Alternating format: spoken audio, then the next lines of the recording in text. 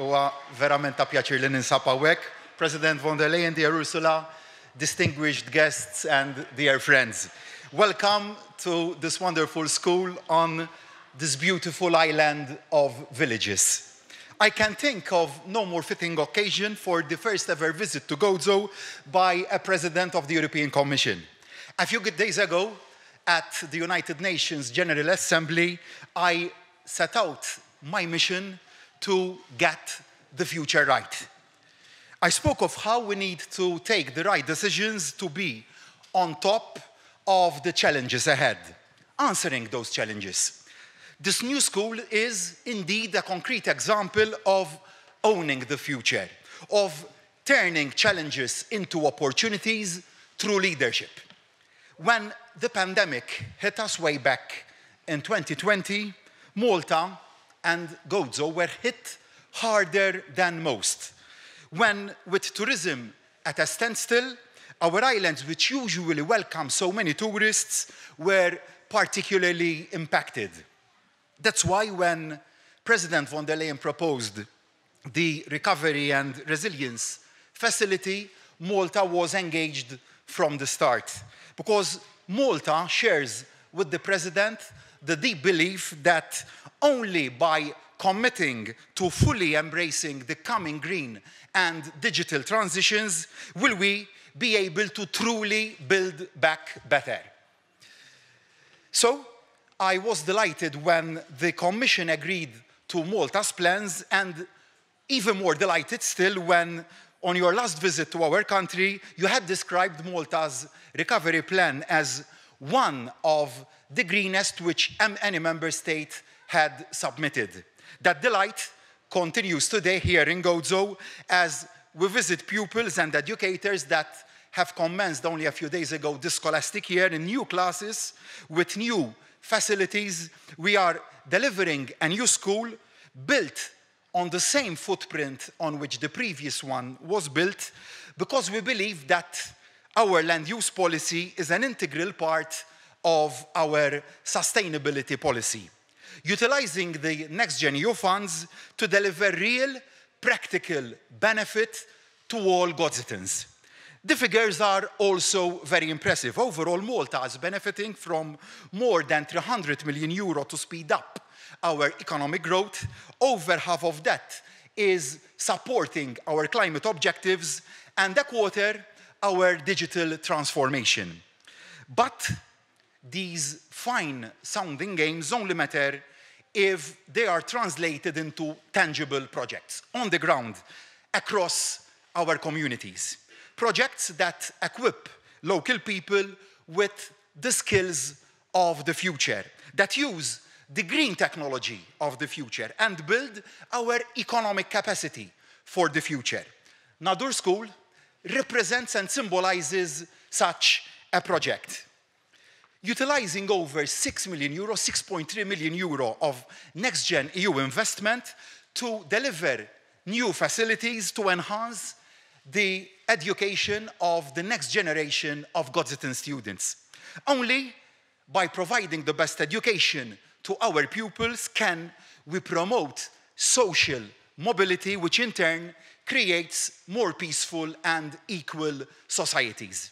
This project will have a new dance studio, a music room, a literacy room, and also an art studio, all built in a sustainable manner, utilizing the latest energy-efficient technology to deliver a carbon-neutral building. A win for pupils, a win also for the environment, a win for Gozo and Malta. I would here like to pay tribute to the roles of Education Minister Clifton Grima, Chris Bonnet, Parliamentary Secretary responsible for European funds, and also Neville Young, thank you Neville, who is the Chief Officer of the Foundation for Tomorrow's Schools, for delivering such an amazing project in a timely manner. President, dear Ursula, I know you are aware of the dangers of isolation for the more remote parts of Europe. Like me, you agree that connectivity is key to ensuring that geography isn't a barrier to economic success. My government is fully determined that Gozo's location should be turned into a positive. Gozo will never be left behind and will never play second fiddle. That's why my government has already increased by a quarter GoZo's share of the long-term EU funds allocated to our nation. I say to all Godzitans, we shall ensure that GoZo will always get its fair share. To meet the green targets at the very heart of our recovery plan, that's why we've committed to making GoZo the first carbon neutral zone in our islands, delivering visible benefits and improving everyday life. Like the green transport hub at Shawkija, only a short distance away from here, designed to enhance connectivity for Godzitans by reducing congestion at the vital Imjar Harbour, with sustainability at its core, electric buses free to use, as is all our public transport, connecting passengers to the harbour, transforming a site there contaminated with illegally dumped material into a green roofed asset. GoZo, here again, proudly showing the way. GoZo may very well be a small island, but its people are extremely hardworking. With Clint Camilleri as Minister for GoZo, GoZo enjoys an energetic champion in my government, focused on delivering where it matters to enhancing people's well-being and prosperity.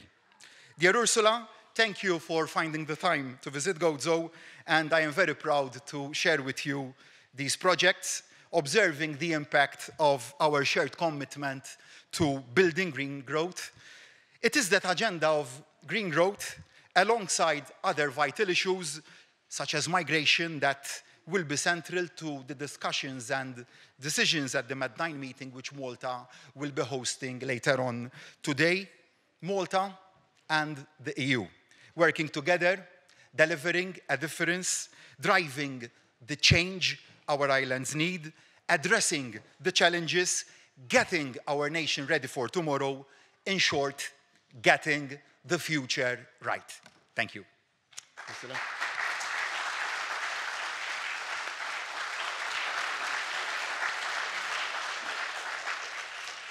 Thank you. Thank you very much, Prime Minister, dear Robert. Ministers, Excellencies, ladies and gentlemen, dear students, it's a wonderful opportunity and many, many thanks for the warm welcome to be here in GoZo and to visit the Nadur Primary School. First of all, after you showed me the classrooms and the work you're doing, I want to pay tribute to the teachers and the staff here at the school, and of course to the students for the great work that is being done here. You could just feel it. It's tangible that there's a very good atmosphere, and it's heartwarming and wonderful to see that you're working with the children here, basically paving their way into the future. So I thank you from the bottom of my heart for this outstanding work teachers in general are doing. Thank you very much for that.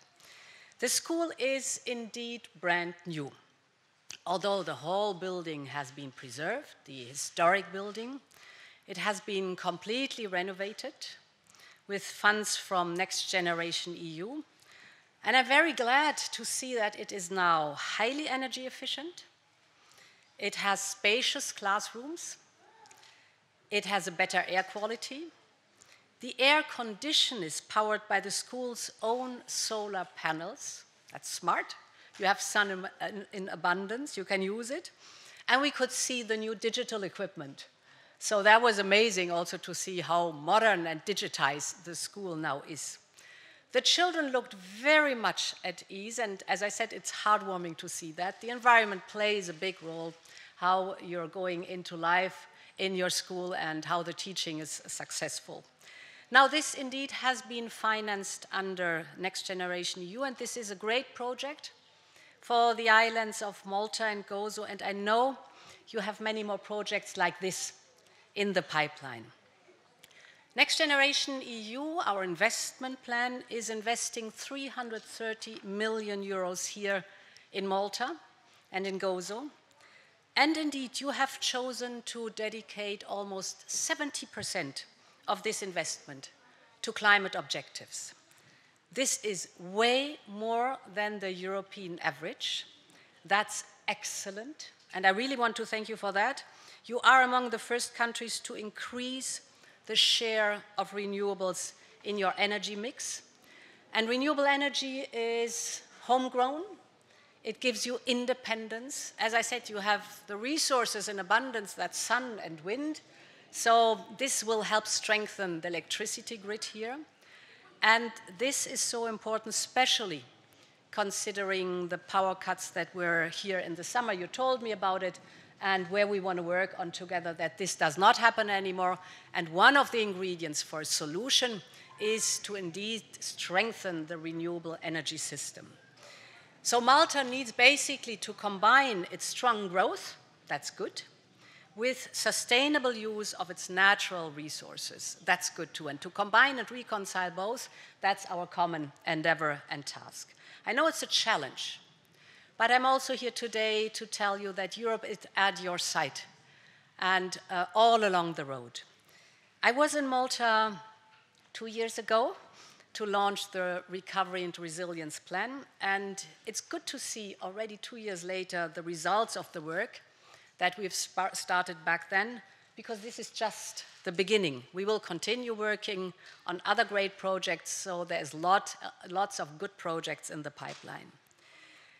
Being here in Gozo is also a great way to start the summit of the Med9.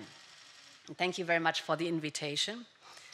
Throughout history, Malta has played a strategic role in the Mediterranean region. Malta, with its unique cultural heritage, it's amazing to see her, and we are way too short here to take in all the amazing treasures you have here. And with your cultural heritage, you project our European values in the Mediterranean.